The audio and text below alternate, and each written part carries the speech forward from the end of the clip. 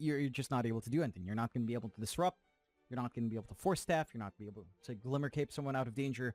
And that ties in really nicely with this Mars. I think the AoE damage Tidebound has, the AoE control they have with Arena plus, say, secondary strikes call down is pretty terrifying from Tidebound. So I like it. I'm just not sure how it does in lane. I don't think it does that well against Sand King.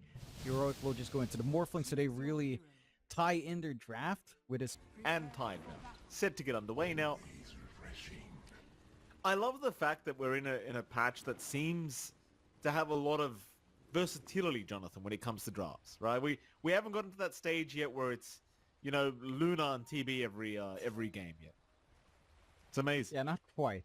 Not yet. Man, there is still room for experimentation. I do feel like, you know, all the clamor pros had, all the clamor certain people had about not being able to track pro games, it's a big part of that as well.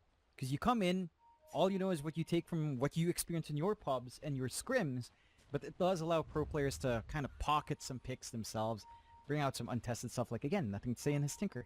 You know, maybe in your pub experience. How do you feel about that? By the way, I feel like it's horrible. It's horrible for me as an analyst in particular, because, you know, there's some teams where there's just no data. They have no tournaments for 3 months. You need Dota Pro Tracker. At the same time, as a viewer, yeah? Or it's a positive because now you've got a perfect excuse, John, for being wrong. It's just, I mean, there's that. How can I be right, guys? I can't watch any replays. Yeah, how do you expect me to know what I'm talking about? And it's perfect as a viewer. I think it's way better for the game in terms of a viewing experience when you don't have that spoiled. Teams can't optimize by stats from what they see in games. You have to actually, you know, get a vibe for what you play in your game. You have room to experiment. You have room to bring out some pocket picks, and I think that's something that we've kind of missed in Pro Dota for a while. You know, it's been lead, but Analog's going to leave the area. It's now a 3v2. Make that a 3v1. Yuma, can you get away, sir? He's got waveform up, and he will commit it to the spear. Just land on the tail end. Yuma, no! Meanwhile, Shiro and Y go down bottom lane. So it's still a really good trade. You still got to... It's a little bit early, but they have to think about the 15-minute mark. They can't afford to give away the tormentor. Matthew. Bye-bye. With the smoke screen there, he'll buy himself a spot of time. But he'll cop the whip from Planet. Planet, of course, will die along with him. But it's still a nice pickup here for the side of the Radiant and most part, but believe me, a little less so. Smoke out from Heroic, trying to see some play with that blink on Analog. Just that no one's here. Vision from... bot lane, Whisper. He'll pop the Stone Gaze, but the Arena is going to lock him down, so it won't really matter at all. And well, naturally, Whisper, he's out of mana. He is down, nice and easy. Bark to secure that kill on the Mars. It really wasn't a problem. Nothing to say now with the Diffusal Blade up. Going to be more than happy to just continue hunting around unless he gets caught mid. Bark is on the way. Planet is behind Bark. They're still waiting for Yuma to show. Now underneath the T2 tower. Can they burst him down quick enough though? A lot of patience. Jump is there. Smokescreen is out, but no, the counter play. Analog is here and ready to go. He won't really find too much though. Just a quick burrow strike. Chase is still on for Bark and Planet, but both are on their way out. Nothing to say. Also duking out the Sand King. Not getting hit. Have a little bit more of a nuisance with the tricks. And of course, the smoke screen shard is going to be massive in terms of removing save here. Eyeing mid with a smoke. All he's got is a meteor hammer on this Medusa. Not much in the way of protecting himself in this kind of scenario. Still a nice sleep from KJ. Going to make some work happen as now they jump in with the Epicenter Burrow Strike and they are wiping out NTS. They've gotten Bark to boot. A perfect setup off the back of KJ. Y also in danger, will make his way out, but now they're all dropping low. They all need to get out of there. Shiro, he gets left behind. A perfect burrow strike from Analog. Shiro, though, at least taking the Sand King along with himself running away. Shiro actually not getting caught. I thought he was for sure dead, but they just weren't able to get the follow-up damage. And for the side of Heroic, I mean, you've got a Morphin. He's got the Vlads, he's got the Yash, he's going into Manta. Probably needs the Dragon Lance to get some stat padding to feel comfy as they jump more. Dude, bottom lane. They put themselves a nice Sand King kill and they'll take it. That's a big one. Yeah, Analog, he was the top net worth on Heroic's end of things. They know Arena's down for a little bit longer. Bach's not even in that area to take this fight.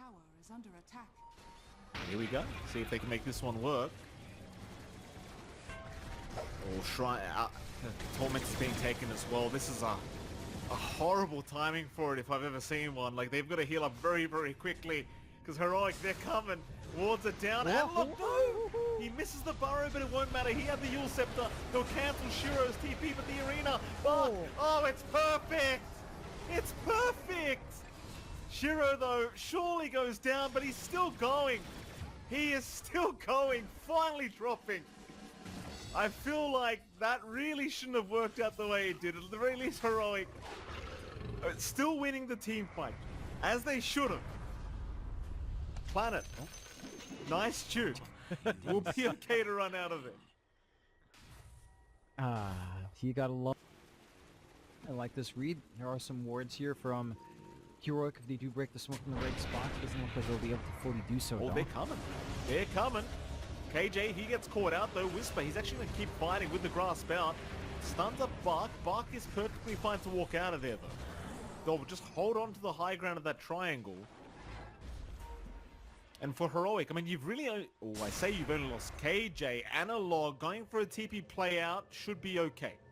Nothing to say, has nowhere to cancel. Armor not going to feel as great into this full brooch up on Shiro.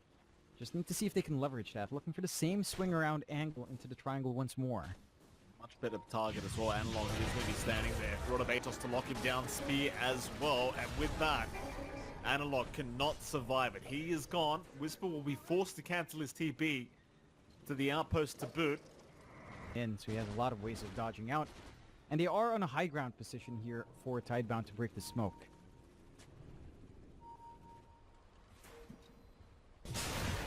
Oh wait, you can see one. Quick kill onto Planet. Not the biggest target, but they'll take it. Of course, Roshan's still available for either side. They'll even find Planet's courier with the Aether Lens recipe, which is quite nice. But they will lose a bottom tower. Rather, a top tower goes down here for the side of Heroic. And now, mid lane, Analog being chased down. Jeez. Gonna cancel the epicenter for now. Scary times against Shiro. He's just doing so much damage on this gyrocopter. Heroic, they are going to back off to the high ground. Again, Roshan is the main objective for both sides at the moment. Very important to not lose your positioning. Here we go again. Planet's in the same position. He may get caught another time, but a nice bounce away. And the escape act is going to allow him a way out as they do try to force the fight now. Arena is down. They've caught one in the form of a Sand King. And Analog, he cannot be saved in that smoke screen. Meanwhile, Matthew also in trouble, will barely walk away with his Ghost Scepter. Yuma, he's going to go into that gyrocopter with the Black Cannon, trying to fight back here, but it's not really working out as they would have liked. Spark is still just frontlining for them. Whisper also in a lot of danger. However, now the turnaround is here. Yuma trying to jump back in. We'll find Shiro perhaps. The Shiro will run his way out. And it seems like nobody else is actually going to die.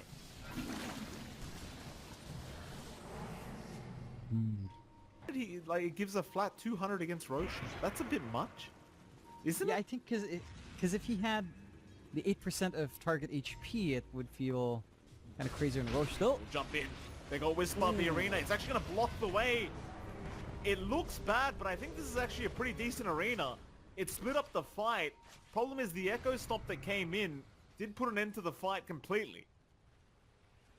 And now, naturally with the arena down, Heroic, they want to try and go for the fight themselves. Jumping in onto Shiro. They found the big target. Shiro, he's going to be BKBing up and trying to man fight this one.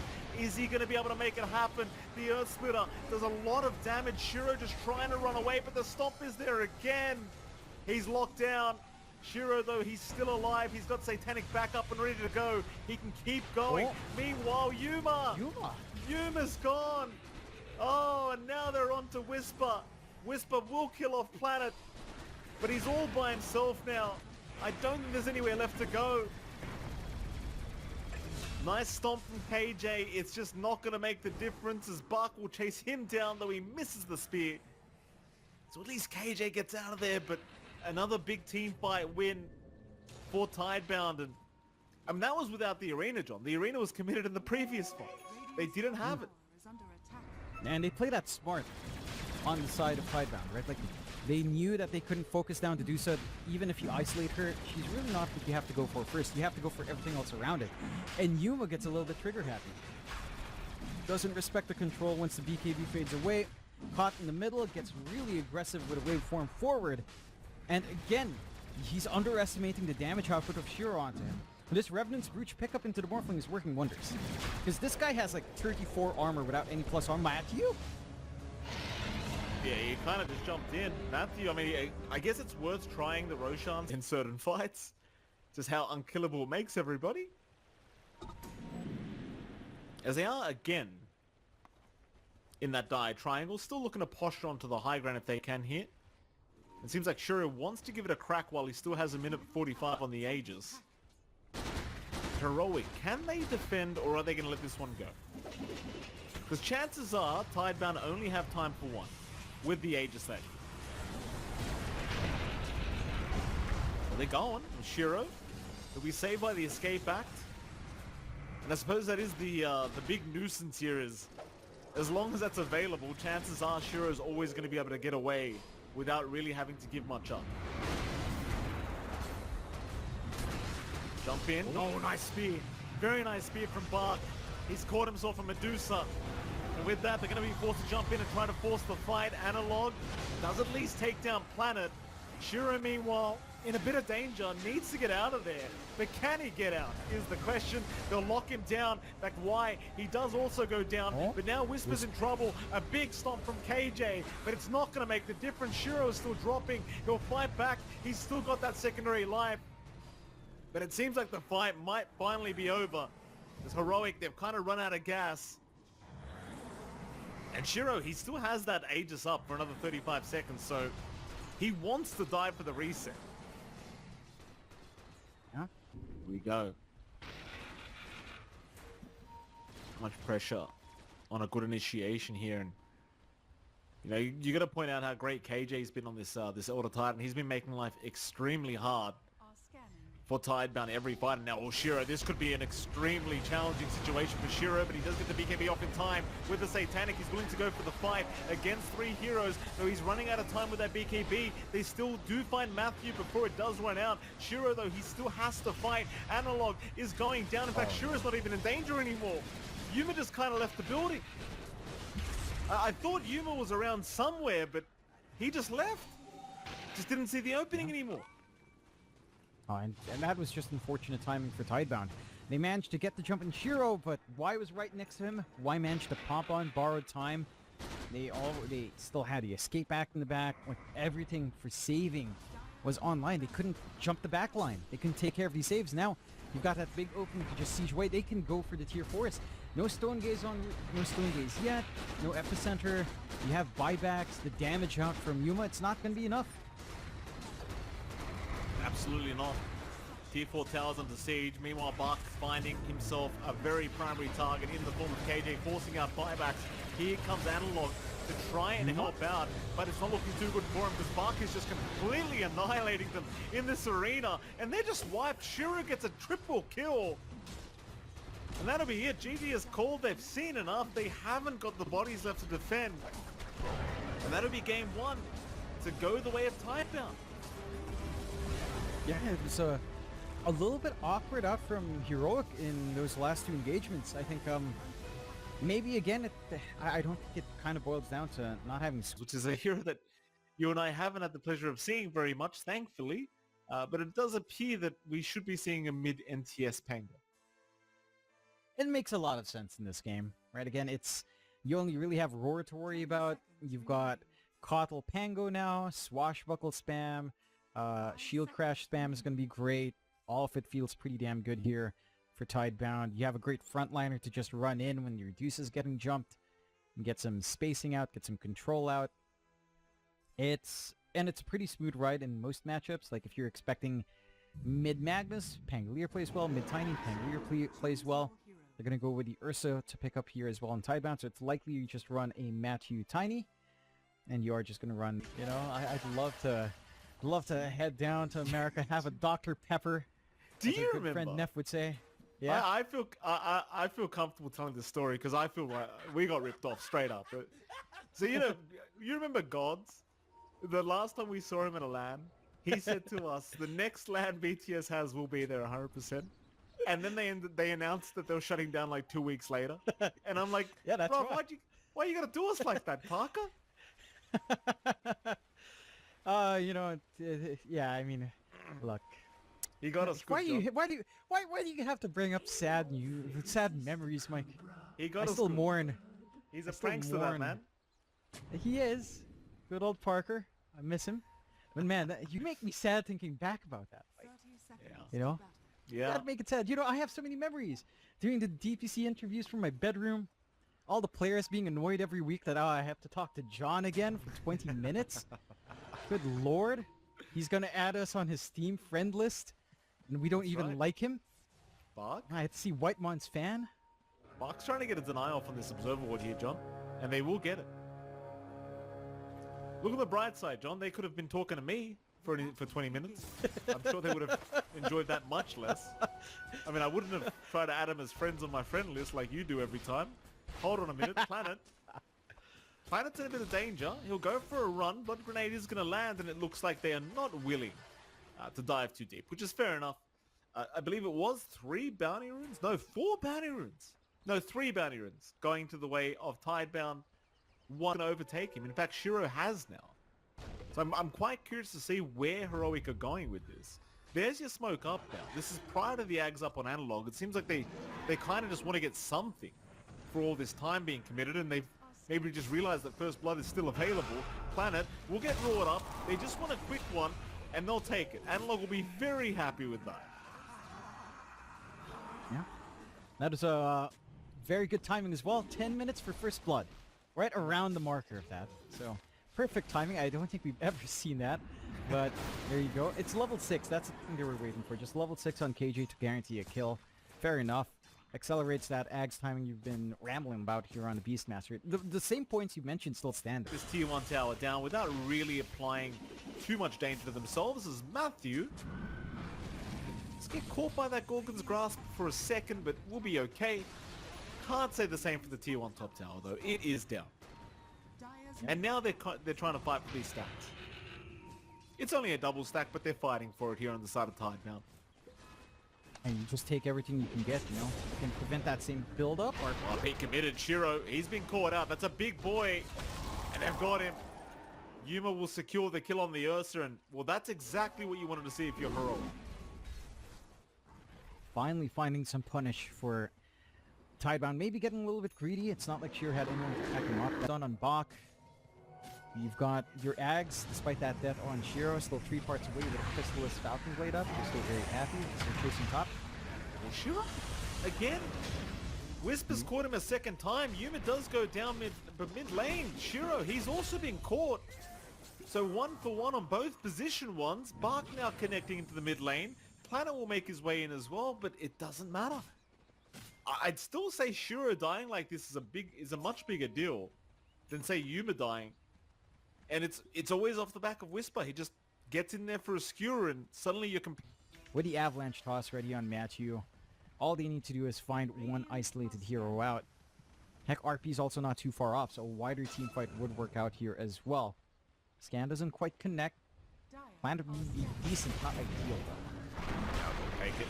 I think right now, any kill's a good kill for Heroic. They'll happily tell we'll be able to eventually outscale the opposing side on the Ursa, especially considering you do have an empowered Ursa that you're playing with, but yeah, I mean, I still have my doubts. Whisper? I just think with the way the game is going, you don't really have much of a choice but to aim whoever's just showing on the map. And speaking of, Whisper,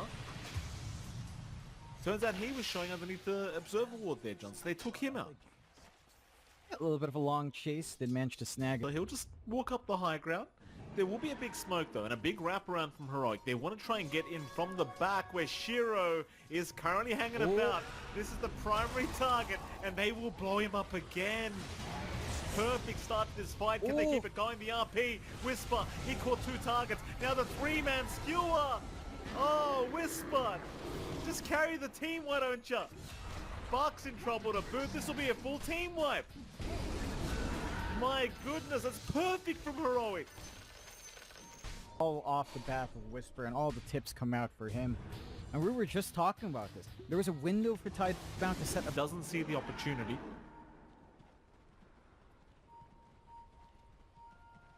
Still they wait. There's an amp damage rune. Buck's going for it. And the toss back from Matthew. RP committed immediately. No hesitation here. They do take him out. Buck is gone. Nothing to say. We'll move in with the Rolling Thunder. It's a decent angle on Yuma, but there's no backup to it. Meanwhile, Whisper, he did jump in for a skill back play, but got stunned immediately. Still, they got the Buck Medusa. You'll be more than happy with that. And Yuma, he sees the opportunity now to just start Roshan. He's got enough damage after all. With no Rolling Thunder to be scared of, there's just no way you come into this one for TIDEBOUND. It's a high risk. NTS isn't even in the area. Free Roche for the side of Heroic, which is to be expected in an Ursa game. Yuma's gonna catapult himself to number 2 in net worth overall. And particularly easy to kind of take control of as Whisper again. Yeah, we've got Whisper again catching Y this time in the mid lane. Just fishing at the moment as KJ catching nothing to say to boot. My goodness, just all across the map. Kills happening here for Heroic. If the side of TIDEBOUND don't want to fight into you, I mean, you can just take these objectives, maximize this Aegis as much as possible in terms of map control. TIDEBOUND, trying to play that farm game. It's going to be a BKB for sure next for some of that durability and presence. You have a units up to the box and soldiers. They catch one more here. They certainly do. Nothing to say. We'll still be able to run away though. He's okay with that Rolling Thunder. Analog was not really around to commit the roar out, it seems, for the side of the Dire, and you kind of wonder at what stage the game kind of switches right now, because it just seems very one-sided. Buck? He's going to find one. Problem is Whisper's still there. Analog, he'll commit the roar, it's nothing to say. He wants the bigger target, and he's going to get it. As long as the Ice Blast follows up, there's no problems here with bursting literally anyone down. Nobody's safe. No. And there's no safety net whatsoever for TIDEBOUND. It looked like a pretty good tight at in with your Pangolier. These teamfights have just felt flat. Looking at Shiro. He's not looking too healthy, John. Pretty sad death there for Shiro's. Now an RP as well committed. Nothing to say caught. My goodness, Buck tossed back into the loving arms of Yuma, who's trying not to look at Buck at the moment. Avalanche is going to lock him down on the Medusa. Whisper, they're just tossing him around now. It's just, they're just tossing him around like a ball. Poor old Buck. He just can't get anything done, this poor bloke. No. No. He's just melting. And I mean, at this point, 17-2, 12k behind. Your team fight potential on TIDEBOUND somewhat there as they find one more planet. They sure do, John. What do you have to do on TIDEBOUND? What's the copium that they have to do as they're getting picked off one by one, which is not a good look to start huffing copium, but okay, why at least TP's home. So copium huffing can begin again. Is pretty much up and available, 1 second away. There you go. Even has an Echo Saber up. Analog. Gonna kind of reveal himself there with the Wild Axes, but will look to reposition as his team is not all there. Heroic are in fact taking the T2 top tower. Bark will move in, trying to go after Whisper, does cancel the skewer off with the Yule Scepter, so Whisper is forced to BKB up and just try to run, but the chase is on. They really want this Magnus dead. They know he's the big problem. Whisper, he'll pop the RP. It only connected on nothing to say, but it might be just enough for Yuma to try and burst him down. Nothing to say. Oh, look at the damage, Jonathan. It's too much. Oh, and the neutrals. The neutrals stunned them. Neutrals MVP, John. They ravaged. Yeah. You gotta love those tendrils. Another toss. Buck around again. Rename him to Ball, John. It's only 2 letters. I'd like that. You know, maybe Bach can do it for a laugh as the GG's called 27 minutes in. Who paid the neutrals? It's all skill, Mike, you know? You drag in 2 heroes there, you cast a spell, you get hit by the tendrils of the deep, and you're in for a bad time.